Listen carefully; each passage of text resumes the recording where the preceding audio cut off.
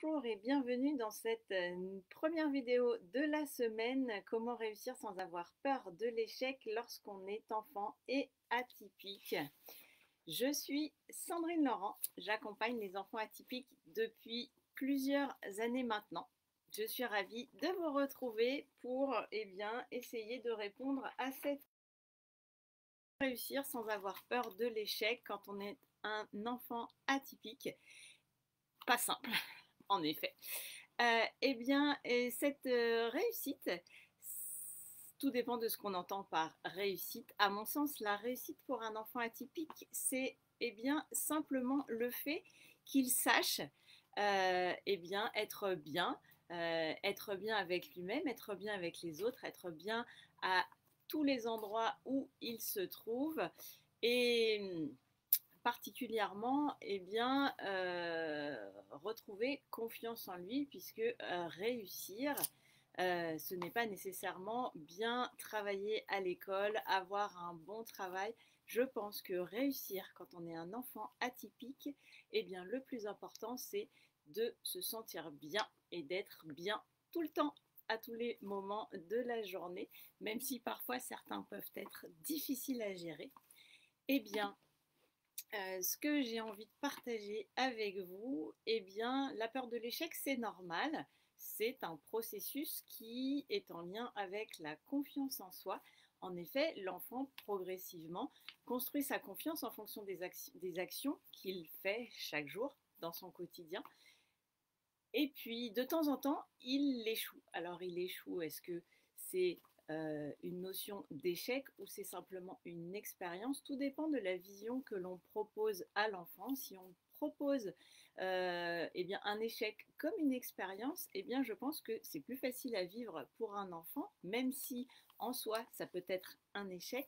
On apprend de ses expériences, de ses échecs, donc c'est important d'être capable de partager ça avec votre enfant pour justement lui permettre de prendre un peu de recul par rapport à cette situation d'échec. Est-il réellement en échec ou pense-t-il simplement qu'il est en échec par rapport à ce qu'il voit autour de lui, par rapport à ce que lui renvoient les autres? C'est souvent ce que renvoient les autres qui est source de souffrance pour ces enfants atypiques. Alors évidemment, ce que j'ai envie de partager avec vous aujourd'hui, c'est que quand on a la possibilité de proposer à l'enfant de prendre du recul par rapport aux situations d'échec qu'il vit ou qu'il pense vivre, parce que c'est souvent source de richesse, ces échecs, ces difficultés, l'enfant, s'il prend du recul, peut envisager les situations différemment et donc rentrer dans un processus de réussite, c'est-à-dire être fier de ce qu'il accomplit, être fier de qui il est aussi en tant que personne.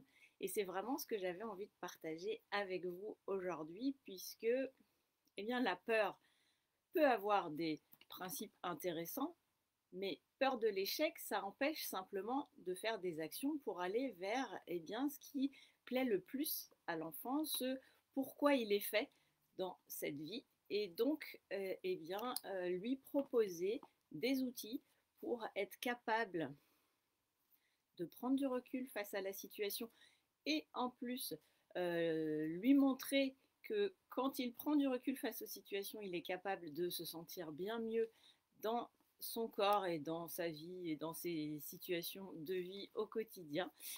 C'est ce que j'ai envie de partager avec vous aujourd'hui.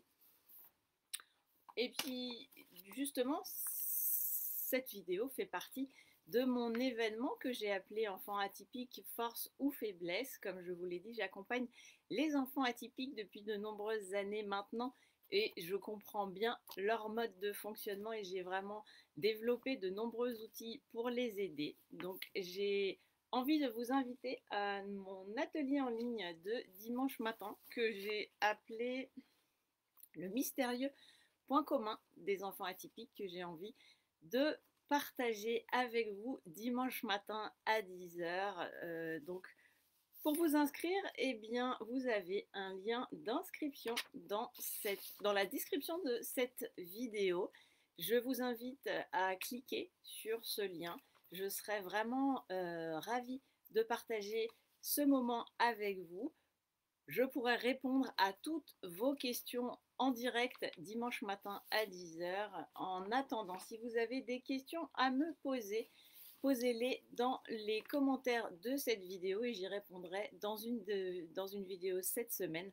Donc je suis eh bien, ravie de transmettre certaines des informations que j'ai comprises par rapport au mode de fonctionnement des enfants atypiques et à tout ce qui peut leur permettre de vivre mieux leur atypisme. Donc, je vous retrouve dimanche matin à 10 heures avec grand plaisir à mon atelier en ligne le mystérieux point commun des enfants atypiques. Et en attendant, je vous retrouve dans une prochaine vidéo. Merci beaucoup.